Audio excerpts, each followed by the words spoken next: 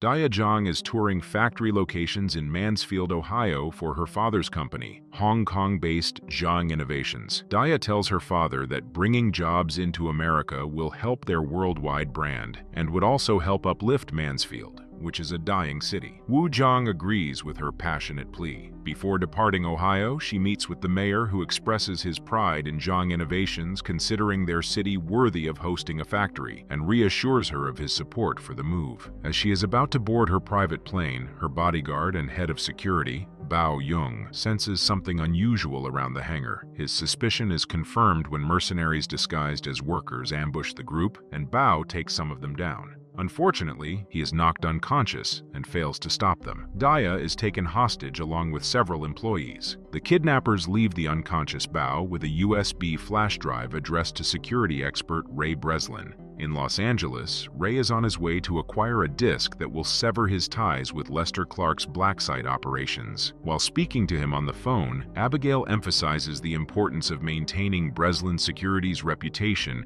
and Ray's clean image. Meanwhile, a man waits to meet someone named Mr. Chow, who introduces himself to the receptionist as Mr. Friend. Expecting danger, several bodyguards surround him, but he skillfully uses his umbrella and briefcase to neutralize them. Once the threats are dealt with, he uses the receptionist's access card to enter the office. He quickly knocks out Mr. Chow and searches his pockets for a disc, only to be confronted by Ray, who holds him at gunpoint. Mr. Friend introduces himself as Shen Lo, and Ray offers to examine the contents together, suggesting that Shen may keep the disc if it poses no danger to him. Back in Mansfield, Bao is being interrogated by the police, and they overwhelm him with questions. Shortly after, Wu arrives and demands answers about Daya's disappearance. When Bao claims he has no knowledge of the kidnapper, Wu becomes violent and is forcibly removed from the interrogation room. Left alone, Bao finds the USB drive in his pocket. Meanwhile, Shen joins Ray to meet with his associates, his girlfriend Abigail, Hush, and Jules. Hush is satisfied to find no mention of Ray or Breslin Security on the USB drive. Shen says that he had been the head of security for Zhang Innovations. Shen informs Ray that Zhang has built high-technology prisons all over the world and now makes money by torturing his prisoners on behalf of their enemies. Shen is also aware that Ray's partner Lester took funding from Zhang. When Shen asks where Lester is now, Ray replies that he hasn't seen him in a long time. Shen says that he heard Lester went on a long cruise. What happened was that Lester betrayed Ray by selling him out and was sent to his death. Shen says that he has a personal vendetta against Wu Zhang and is determined to bring him down. Just then, Bao arrives and hands Ray the USB drive. The video reveals that Daya has been abducted by Lester's son, Lester Clark Jr. Abigail and Shen deduce the video was filmed in a prison chapel in Russia, and Ray immediately calls Trent for assistance. Trent is easily able to trace the location to a place in Latvia known as Devil's Station.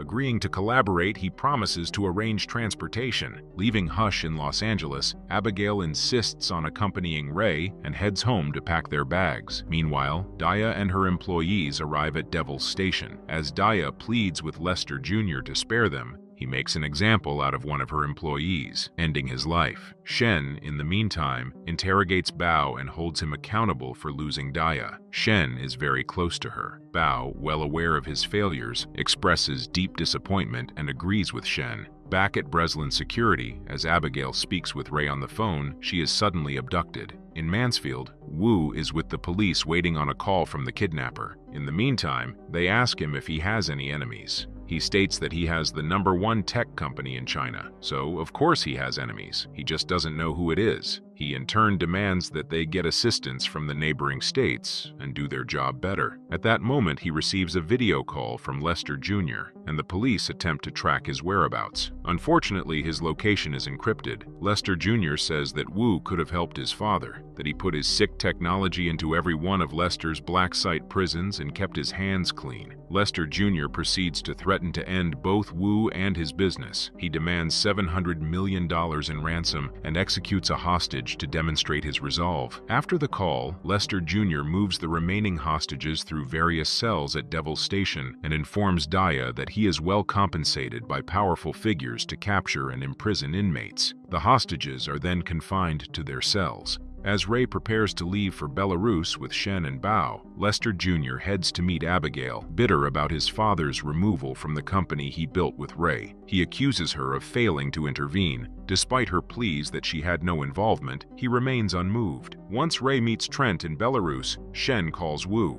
He scrolls through his photos with Daya and advises Wu not to respond to the kidnapper's calls to prolong her life. The group, along with Trent, proceeds to Devil's Station. There, Lester Jr. forces Daya to identify which employee has the highest security clearance. Sensing danger, one of the hostages, Wang, volunteers himself. However, another hostage is executed, and Wang is taken away for further interrogation. Lester Jr. states Wang is going to give him access to Jiang's restricted developments. When he refuses, Wang is held at gunpoint, and he is coerced into revealing Jiang Innovation's future development plans. While a laptop is set up for him to access company data, Ray and the team arrive at Devil's Station. Hush uses a drone to survey the area, and thermal mapping shows that Lester Jr. is operating his own black site prison with around 40 prisoners. When no one seems to make a move, Bao grows frustrated, but Ray silences him, saying that they don't just go in blind and he has someone in there too. So, they will make their next move after gathering more information. Trent, claiming he works better alone, heads out with his Dragon's Breath ammunition. While Lester Jr. reflects on what to do with Abigail, one of his men, Frankie, urges him to keep in mind that their primary goal is to secure the ransom money from Wu.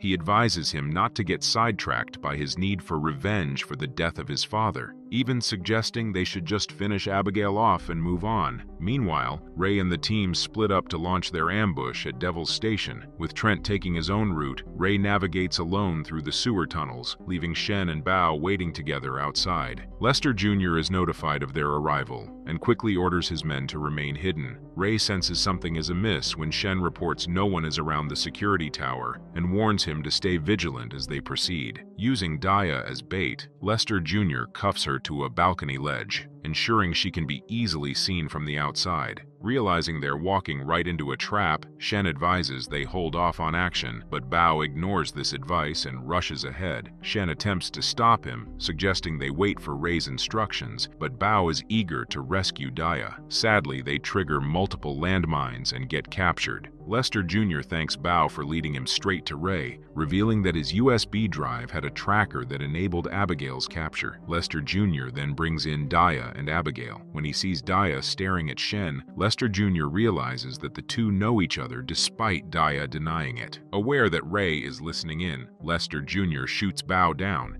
He then calls Ray to show him Abigail's death by slitting her throat. Devastated and filled with guilt, Ray continues his journey through the tunnels. All the while, Frankie searches for him. Realizing there's someone else in the tunnels, Ray waits to strike when Frankie approaches. Swiftly, he neutralizes him with several stabs and proceeds further. Consumed by grief over Abigail's loss, Ray takes down several of Lester Jr.'s men along the way. Meanwhile, Daya and Shen are placed in separate cells, where Shen immediately starts looking for an escape route. After emerging from the tunnels, Ray eventually finds his way to the chapel. Back in Mansfield, Wu sticks to Shen's instructions and ignores a call from Lester Jr., despite pressure from the police. Meanwhile, Shen gathers scraps from his cell's wall and uses a stolen taser to set a fire, freeing himself from his restraints. Finally, Trent arrives armed with Dragon's Breath. The smoke from Shen's cell catches the attention of other prisoners. Daya notices as well, and their captors head to investigate. When the door opens, Shen swiftly disarms one attacker and then handles another. He grabs the key to Daya's cell and frees her,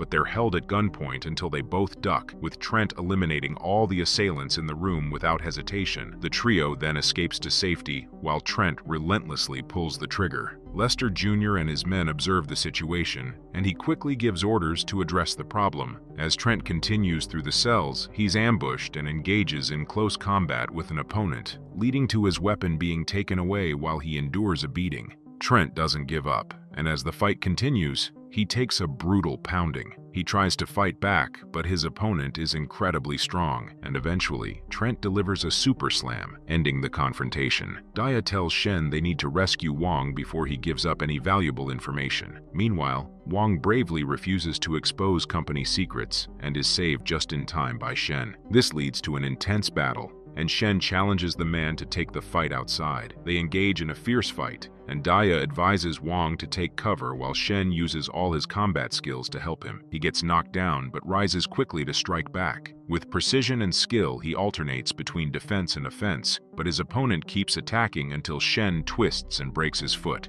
He smirks and delivers the final blow, ending the fight. Shen embraces Daya, and together they head for the exit. Meanwhile, Ray and Lester Jr. finally confront each other in a shootout. Both men grapple with their need for revenge and loss, closing the distance as they fire. Lester Jr. manages to injure Ray and disarm him. Still, Ray's thirst for vengeance fuels his determination to overpower Lester Jr. His grief over Abigail's death drives him to relentlessly assault Lester Jr. With almost no resistance, Ray ensures the man who killed his girlfriend faces nothing but death. He returns the favor and slits his throat before pushing him off the balcony. The others join Ray, and Shen offers his condolences, while Daya and Wang express their gratitude. Returning to Mansfield, Wu waits for his daughter's arrival and watches as her plane lands. However, when she steps off the plane, Daya coldly greets her father. Now aware of his involvement with the black site prisons, she decides to stand by Shen instead. Accepting her decision,